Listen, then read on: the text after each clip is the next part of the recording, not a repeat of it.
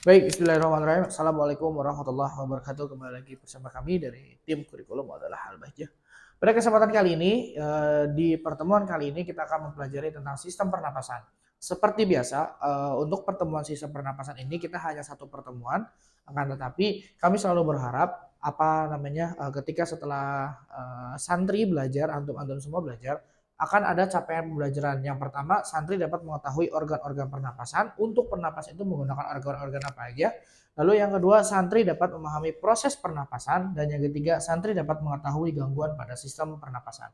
Baik, selanjutnya, organ-organ pada sistem pernapasan serta fungsinya. Sistem pernapasan pada manusia adalah salah satu tanda vital tubuh yang paling utama. Jika cara kerja sistem pernapasan tidak baik, maka seseorang tidak akan mampu bernafas dengan baik. Bahkan bisa berdampak pada fungsi organ lainnya. Seseorang dapat dikatakan memiliki laju pernapasan normal apabila ia bernafas sebanyak 12-20 kali per menit saat istirahat dan berlangsung secara kesinambungan. Sistem pernapasan adalah sistem dalam tubuh manusia yang berfungsi untuk mengambil oksigen dari udara dan mengeluarkan karbon dioksida sebagai hasil metabolisme. Proses ini sangat penting untuk mendukung kehidupan. Sistem pernapasan terdiri dari beberapa organ atau alat pernapasan yang masing-masing memiliki fungsinya tertentu. Nah, kita lihat agak di terus agak di zoom. Nah, cukup. Nah, ini adalah salah satu gambaran kalau misalkan kita itu bernafas gitu loh. Kita akan memulai dari rongga hidung atau rongga mulut antara dua dua ini. Kenapa antara dua ini? Karena kita bisa menghirup udara melalui hidung dan menghirup udara melalui mulut. Akan tetapi alangkah baiknya kita bernafas menggunakan rongga hidung karena di dalam hidung kita bisa memfilter udara yang kita hirup terlebih dahulu karena di hidung ada bulu-bulu hidung. Sementara kalau di mulut langsung masuk ke tenggorokan atau ke faring dan laring. Baik. Setelah itu udara akan turun ke faring, terus ke laring, terus setelah itu ada di trachea, habis di trachea baru masuk ke paru-paru. Di paru-paru nanti ada bronchus, ada bronchiolus, ada alveolus untuk pertukarannya. Nanti kita akan belajar lebih dalam fungsi dari masing-masing organ di sini itu untuk apa. Seperti itu. Lanjut. Nah, yang pertama hidung atau nama latinnya itu nasal adalah pintu masuk utama udara ke dalam tubuh. Ketika udara masuk melalui lubang hidung, rambut-rambut kecil atau rambut-rambut hidung yang terdapat di dalam hidung akan menyaring partikel-partikel debu dan kotoran agar gak semua debu atau udara itu kita hirup masuk ke dalam tenggorokan. Seperti itu.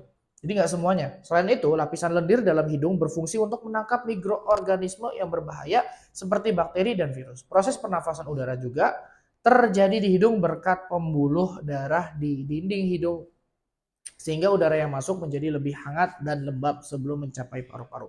Hal ini bisa membantu mencegah iritasi pada saluran pernapasan akibat udara yang terlalu dingin atau terlalu kering. Nah, setelah itu lanjut ke faring atau tenggorokan. Nah, adalah saluran yang menghubungkan antara rongga hidung dan mulut dengan laring. Faring. Fungsi utamanya sebagai jalur udara dari hidung menuju laring dan sebaliknya. Selain itu, faring memiliki peran penting dalam mencegah masuknya benda asing dalam saluran pernapasan. Ketika kita menelan makanan, refleks menutup saluran udara diatur oleh epiglotis. Struktur kecil di faring memastikan makanan tidak masuk ke trachea. Faring juga membantu menghasilkan suara dengan memengaruhi resonansi suara yang dihasilkan di laring. Jadi gini, faring itu dia terdapat katup ya. Di sini ada kejelasan refleks menutup saluran udara diatur epiglotis. Jadi si faring itu dibantu oleh epiglotis itu membantu memastikan makanan tidak masuk ke trachea. Jadi di dalam tenggorokan kita itu ada dua cabang lubang. Di sini itu ada dua lubang antara masuk ke sistem pencernaan dan ada masuk ke sistem pernapasan. Nah, si faring ini yang membantu untuk menutup ketika lagi makan. Ketika lagi bernafas akan dibuka seperti itu. si faring yang membuka tutupnya gitu. Jadi memastikan tidak ada makanan masuk ke trachea. Apabila ada makanan masuk ke trachea, kita akan nggak mati sih sebenarnya. Mungkin lebih ke keselak, istilahnya bahasa-bahasa keselak atau tersedak. Seperti itu adalah salah satu faktor ketika makanan masuk ke faring, ke tenggorokan. Seperti itu. Karena pada hakikatnya makanan itu ke kerongkongan, bukan ke tenggorokan. Jadi setelah belajar ini kami harap berubah ya. Antum-antum semua berubah, jangan sampai menyebut tenggorokan dan kerongkongan itu sama. Memang tempatnya sama di sini, akan tetapi posisinya yang berbeda. Dengan kerongkongan untuk sistem pencernaan dan tenggorokan untuk sistem pernafasan ya, gitu. Oke, kita lanjut. Mungkin itu nanti kita akan bahas di sistem pencernaan. Nah, terus lalu ada laring atau kotak suara, it mean yaitu bagian dari sistem pernafasan yang terletak di antara faring dan trachea. Salah satu fungsi utama laring adalah memproduksi suara. Pita suara yang terdapat di laring akan bergetar ketika udara melewatinya, menghasilkan suara yang kemudian dimodulasi oleh lidah, gigi, dan bibir. Selain itu, laring memiliki epiglotis, yaitu struktur seperti katup yang menutup saluran udara saat menelan makanan, sehingga makanan tidak masuk ke trachea. Fungsi lain dari laring adalah menyaring udara yang masuk sebelum mencapai trachea. Jadi itu ya, di tenggorokan itu pasti ada katup, baik itu di laring ataupun di faring yang dibantu oleh tadi epiglotis seperti itu. Apa namanya? Ya itu di tenggorokan ya. Nanti kalau untuk di kerongkongan kita akan bahas di sistem pencernaan. Sekarang ke trachea, batang tenggorokan yang menghubungkan antara laring dan bronchus. Dinding trachea dilapisi oleh sel-sel bersilia dan lendir yang berfungsi menangkap partikel-partikel debu, kotoran, dan mikroorganisme yang lolos dari penyaringan di hidung. Gerakan silia membantu mengarahkan lendir yang mengandung kotoran tersebut ke arah atas untuk dikeluarkan melalui batuk atau ditelan. Trachea juga dikelilingi oleh cincin-cincin tulang rawan yang menjaga saluran ini tetap terbuka dan tidak terlipat. Kalau kalian mau penasaran dengan maksudnya silia itu apa, silia itu bulu-bulu kecil yang biasa ada di mikroorganisme. Kayak apa ya? Bulu-bulu kecil lah pokoknya kayak bulu aja begitu, bulu kayak kumis kucing ya, setipis itu namanya silia. Silia membantu, tapi silianya nggak sedikit ya, karena dia silianya banyak karena untuk membantu menangkap partikel-partikel debu, kotoran, dan mikroorganisme yang lolos dari penyaringan di hidung. Itu trachea atau batang tenggorokan. Oke, lanjut ke bronchus. Adalah cabang dari trachea yang mengalirkan udara ke masing paru-paru. Terdapat dua bronchus utama, yaitu bronchus kanan dan bronchus kiri. Bronchus berfungsi sebagai jalur distribusi udara dari trachea ke bronchiolus di dalam paru-paru. Jadi bronchus itu setelah dari tenggorokan. Ada bronchus untuk menyebar ke paru-paru. Dinding bronchus juga dilapisi dengan lendir dan silia untuk menangkap dan mengeluarkan partikel-partikel asing yang mungkin masih terdapat dalam udara yang dihirup. Jadi memang sensitif ya, antara tubuh kita itu semuanya apa ya, security-nya udah tingkat tinggi lah gitu loh, biar nggak gampang jebol, istilahnya gampang jebol. Apa itu gampang jebol? Lalu lanjut ke bronchiolus. Nah, bronchiolus yang keenam adalah bronchiolus, adalah cabang-cabang kecil dari bronchus yang mengarahkan udara ke alveolus. Nah, bronchiolus ini memiliki dinding-dinding yang lebih tipis dibandingin bronchus dan tidak dilapisi oleh tulang rawan. Fungsi utama bronchiolus adalah mengontrol aliran udara ke alveolus. Jadi si bronchiolus ini dikontrol aliran udaranya. Maksudnya dikontrol itu ya diarahkan gitu loh, diarahkan untuk ke alveolus, karena di alveolus itu kan tempat pertukaran antara oksigen dan karbon dioksida atau karbon monoksida. Nah, bronchiolus juga berkontraksi atau melebar untuk mengatur jumlah udara yang masuk, tergantung pada kebutuhan tubuh, misalkan saat berolahraga atau beristirahat. Nah, si bronchiolus ini akan dia mengatur kita butuh udaranya tuh gimana sih gitu loh. Karena kan nanti ada beberapa frekuensi ketika pernapasan, ketika apa sih faktor-faktor yang mempengaruhi sistem pernapasan, apa saja sih faktor-faktor yang mempengaruhi pernafasan gitu loh. Gitu ya kurang lebihnya. Lalu lanjut ke alveolus atau kantung udara, adalah struktur kecil yang berbentuk kantung di ujung bronchiolus yang menjadi tempat utama pertukaran gas. It means gas oksigen dan karbon dioksida. Nah, setiap alveolus dikelilingi oleh jaringan kapiler darah yang sangat tipis. Ketika udara yang kaya oksigen mencapai alveolus, oksigen akan berdifusi melalui dinding alveolus ke dalam kapiler darah. Berdifusi itu adalah perpindahan dari suhu yang tinggi ke suhu yang rendah. Seperti itu. Nah, sementara karbon dioksida akan melalui dari darah akan berdifusi ke dalam alveolus untuk dikeluarkan saat kita menghembuskan nafas. Struktur alveolus yang sangat banyak dan luas ini jumlahnya mencapai ratusan juta. Memungkinkan pertukaran gas terjadi secara efisien. Jadi di alveolus itu terjadi itu pertukaran dengan melalui dinding alveolus ke dalam kapiler darah. Jadi si oksigen itu dibawa oleh darah gitu kan. Jadi nanti kita juga akan ada di sistem peredaran darah ya, kalau tidak salah sistem peredaran darah itu nanti kita akan belajar juga bagaimana darah itu dipompa melalui paru-paru, melalui jantung, melalui serambi kanan, serambi kiri, bilik kanan, bilik kiri. Nanti kita akan belajar bagaimana ini secara sekilas terlebih dahulu untuk opening di sistem pernafasan. Untuk kita secara gamblangnya dulu kita mengetahui kalau proses pernafasan itu seperti ini. Nanti disuplai lagi dengan sistem peredaran darah yang mengikat oksigen di mana kebawahnya, kemana lagi bawahnya, karena ini sudah sampai ke paru-paru. Oke, yang ke-8 adalah paru-paru atau dengan nama latinnya adalah pulmo. Paru-paru adalah organ utama dalam sistem pernapasan yang terdiri dari dua bagian, paru-paru kanan dan paru-paru kiri. Paru-paru kanan memiliki 3 lobus, sementara paru-paru kiri memiliki 2 lobus. Fungsi utama paru-paru adalah menampung udara yang dihirup dan melakukan pertukaran gas antara oksigen dan karbon dioksida melalui alveolus. Nah, si paru-paru ini juga berperan sangat penting dalam mengatur kadar pH dengan mengontrol kadar karbon dioksida dalam tubuh. Nah, jadi si pH darah itu kan harusnya netral. Jadi si paru-paru itu akan mengatur, nggak boleh terlalu asam dan nggak boleh terlalu basa seperti itu. Dengan mengontrol kadar karbon dioksida di dalam tubuh. Jadi kadar karbon dioksidanya pun diatur. Makanya sebenarnya si tubuh kita itu kalau kita perhatikan gitu ya, kayak kok bisa sih mereka mengatur diri mereka, bukan mengatur diri mereka, kok mereka mengatur bagian-bagian mereka, job desk mereka itu dengan seksama, dengan baik gitu kan. Seperti itu. Nah kita harus ini ya, harus Masya Allah, tabarakallah gitu kan.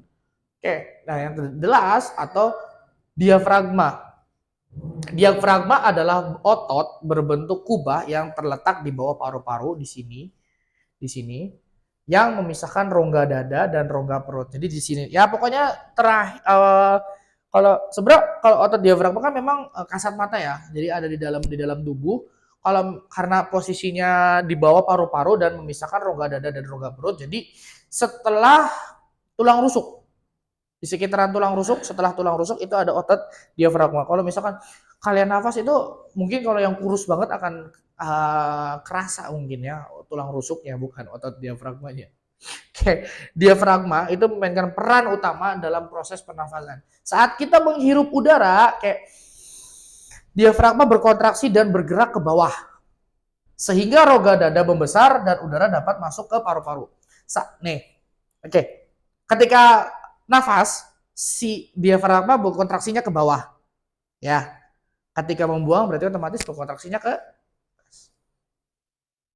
saat kita mengembuskan nafas, diafragma relaksasi dan kembali ke posisi semula membantu udara mendorong keluar dari paru-paru. Gerakan diafragma yang teratur sangat penting untuk mempertahankan ritme pernapasan. Jadi sebenarnya kalau nggak ada papan tulis ya, kita ini aja. Ini diafragma. Ketika kalian napas, dia akan gini.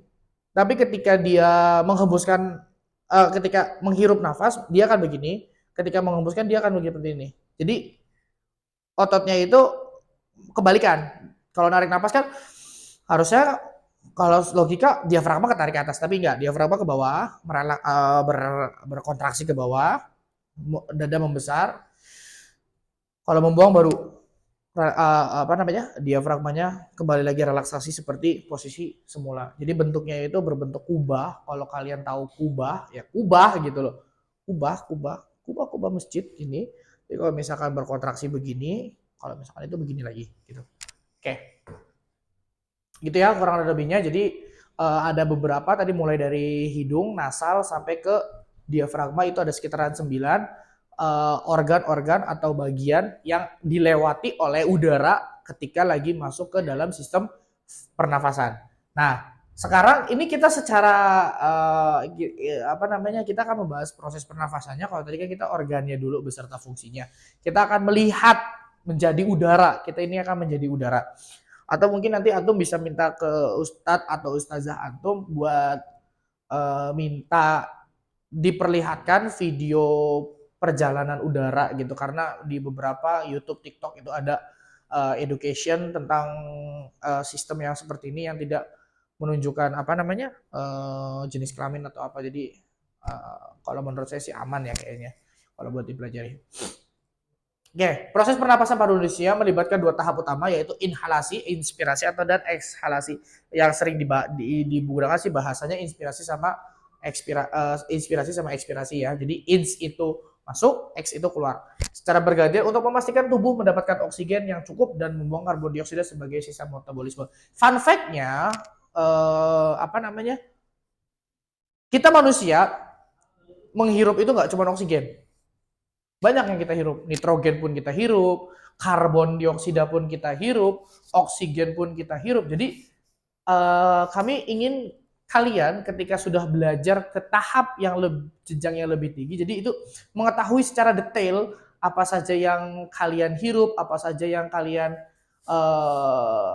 apa namanya gunakan untuk nafas itu lebih detail. Jadi sebenarnya kita hirup itu nggak cuma oksigen, ada nitrogen dan hidrogen, karbon dioksida pun kita hirup. Jadi nggak selamanya oksigen yang kita hirup. Karena di dunia kita ini yang paling tinggi kadarnya adalah bukan oksigen, akan tetapi hidrogen, nitrogen dan baru oksigen. Jadi seperti itu ya.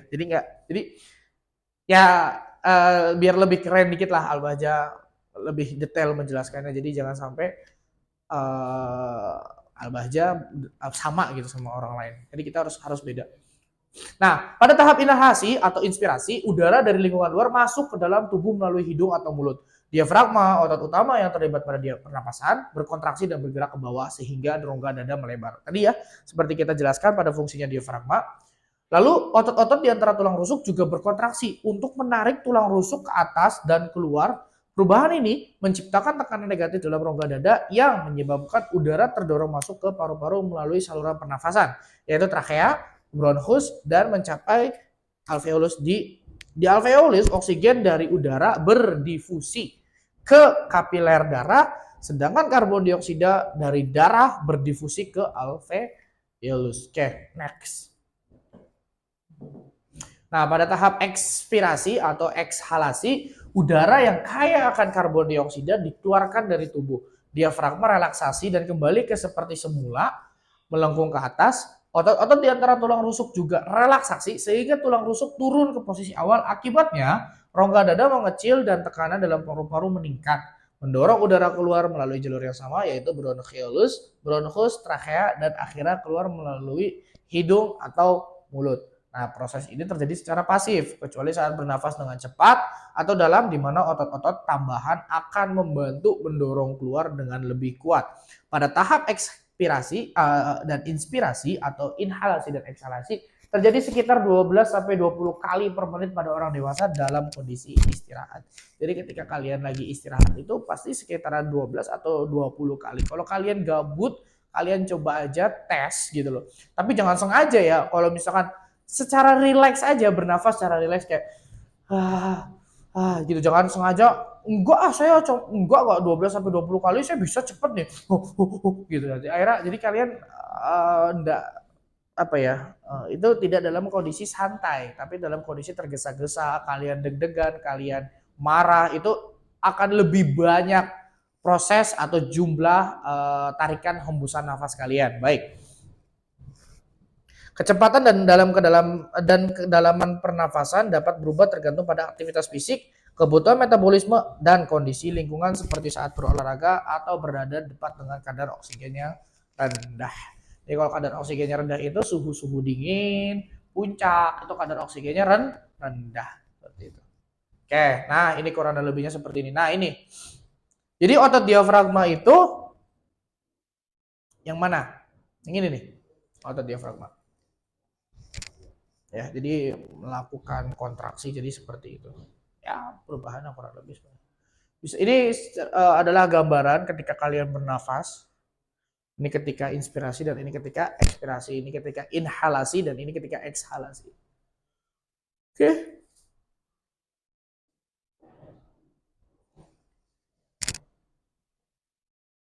Nah, kita akan belajar tentang mekanisme pertukaran gas. Ya, jadi kita selama ini bingung ya, pertukaran gas itu maksudnya apa sih gitu. Kita gas oksigen masuk, apakah si karbon dioksidanya keluar? Enggak ya, enggak seperti itu. Nah, pertukaran gas terjadi di alveolus melalui proses difusi. Oksigen yang berada di dalam udara di alveolus akan berdifusi melalui dinding alveolus dan masuk ke kapiler darah. Oksigen ini kemudian diangkut oleh hemoglobin dalam sel darah merah untuk diedarkan ke seluruh tubuh. Sebaliknya, karbon dioksida yang berasal dari metabolisme sel akan berdifusi dari kapiler darah ke alveolus untuk dikeluarkan bersama udara saat ekspirasi. Sebenarnya ini masih sama aja seperti yang tadi kita bahas di bagian organ atau rongga alveolus. Nah, si oksigen itu akan berdifusi melalui dinding alveolus dan masuk ke dalam kapiler darah. Sedangkan si karbon dioksida dari kapiler darah berdifusi ke dinding alveolus untuk dikeluarkan ketika proses ekspirasi. Nah, di sini ada beberapa fakta menarik tentang sistem pernapasan. Yang pertama, paru-paru kiri kita lebih kecil dibandingin paru-paru kanan kita karena untuk memberi ruang bagi jantung. Karena dari sini ya, jantung di sekitaran sini ada. Oke, lalu ada lagi tidak fakta menariknya tentang sistem ini? Alveolus dalam paru-paru manusia jumlahnya mencapai sekitar 300 juta hingga 500 juta. Karena memang alveolus itu kecil, bentuknya kecil kayak buah ceri kalau misalkan di pohon kayak menggantung-gantung gitu. Bentuknya kantung tapi kecil gitu. Jadi nggak aneh kalau jumlahnya sebanyak itu. Lalu sistem pernafasan bekerja sama dengan sistem peredaran darah untuk mendistribusikan oksigen ke seluruh tubuh. Itu udah pasti. Karena tadi akan ada difusi dari kapiler darah ke alveolus dan alveolus ke kapiler darah. Nah, sekarang ada gangguan pada sistem pernapasan. Oke, gangguan pada sistem pernapasan. Yang pertama ada asma. Asma itu ditandai dengan penyempitan saluran pernafasan yang menyebabkan kesulitan bernafas. Serangan asma dapat dipicu oleh alergi, polusi udara, atau aktivitas fisik yang berlebih. Jadi asma itu sistem pernapasannya tersumbat ya, atau penyempitan gitu saluran pernapasannya karena alergi, polusi udara. Jadi ada beberapa orang yang sensitif gitu loh pernapasannya, termasuk orang yang mengidap asma karena biasanya asma itu gen dari penyakit gen biasanya. Lalu ada pneumonia, merupakan infeksi yang menyebabkan peradangan pada alveolus sehingga mengganggu proses pertukaran gas. Pneumonia ini biasanya disebabkan oleh bakteri atau virus. Biasanya ini yang kena itu alveolus, radang di alveolusnya. Radang itu nggak sampai ngerusak ya, radang doang. Bronkitis, peradangan pada bronkus yang dapat disebabkan oleh infeksi atau iritasi akibat asap rokok dan polusi udara. Bronkitis biasanya apa ya, bronkitis bengek ya. Bisa dibilang bengek bronkitis tuh biasanya. Nah, itu salah satunya karena iritasi akibat asap rokok dan polusi udara. Terus yang keempat ada TBC, tuberkulosis. Penyakit infeksi yang disebabkan oleh bakteri Mycobacterium tuberculosis yang menyerang paru-paru dan dapat menyebar ke organ lain. Bahaya juga TBC. Sebenarnya banyak ya penyakit pernapasan itu, sometimes kita hanya mencontohkan 4 karena ini yang biasanya ada di sekitaran antum-antum semua. Karena kalau misalkan mau banyak mah ada paru-paru basah, ya kan? Terus ada apa namanya? Apa ya? Banyak lah yang disebabkan oleh rokok atau apa itu banyak. Oke, next. Pentingnya menjaga sistem pernafasan. Oke, ini kan tadi udah fakta menariknya. Nah, ya kita kesehatan sistem pernafasan kita sangat penting untuk mendukung fungsi tubuh secara keseluruhan. Jadi sebenarnya kenapa kami mencantumkan materi sistem pernafasan itu di awal daripada yang lain? Karena bagi kami sistem pernapasan ini apa ya? Kunci utamanya atau faktor utamanya atau aktor utamanya ketika antum hidup gitu loh. Jadi sistem pernafasan ini semuanya akan berkaitan, baik itu nanti sistem pencernaannya, sistem peredaran darahnya, sistem reproduksi. Karena kan kita kan di pelajaran kali ini di kelas S Ulia ini kita kan sistem pernafasan ini, sistem pernafasan sudah, terus akan ada sistem peredaran darah, sistem pencernaan dan sistem reproduksi. Nah, ini semua yang akan jadi aktor utama di kehidupan kalian. Sebenarnya ada lagi banyak, ada sistem imun, ada sistem integumen, ada sistem ekskresi, banyak sebenarnya ada beberapa sistem yang harus antum pelajari. Akan tetapi yang intinya ada di sini. Karena kalau dibilang semuanya penting karena semuanya saling berkaitan. Akan tetapi kita belajar sedikit-sedikit dulu lah bersama-sama gitu loh. Nah, untuk ringkasannya, sistem pernapasan manusia pada manusia adalah sistem organ yang digunakan untuk menghirup oksigen dari udara serta mengeluarkan karbon dioksida dan uap air. Oke, next. Next. Nah, seperti biasa ada soal latihan, ada soal latihannya? Belum? Oke. Baik. Ya, kurang lebihnya seperti itu ya. Jadi kami berharap setelah antum mempelajari sistem pernafasan jangan malu untuk bertanya ya. Jangan malu untuk bertanya karena di sistem-sistem ini kita karena materinya memang cukup banyak, akan tetapi insya Allah kompleks yang sudah kita sampaikan, nggak terlalu detail dan nggak terlalu kosong banget, karena setidaknya menjadi landasan kalian untuk ketika kalian mau lanjut baik di dunia kesehatan, perawat, dokter, kesehatan masyarakat, gizi dan lain-lain. Karena ini nantinya kan jadi landasan atau pijakan utama ketika melanjutkan ke materi sistem yang lain. Meskipun menurut kalian tidak saling berkaitan atau gimana, tapi meskipun kalian juga nggak lanjut ke jenjang kesehatan atau ke kedokteran atau ke biologi juga, tapi setidaknya kalian mengetahui gitu loh faktor-faktor kesehatan kalian di sistem pernapasan itu apa gitu loh, dan sistem-sistem yang lainnya. Baik, kurang lebihnya seperti itu dari kami. Kami mohon maaf atas segala kesalahan dan kekurangan atas materi yang kali ini kita sampaikan. Kurang dan lebihnya mohon maaf. Wabillahi taufiq wal hidayah. Assalamualaikum warahmatullahi wabarakatuh.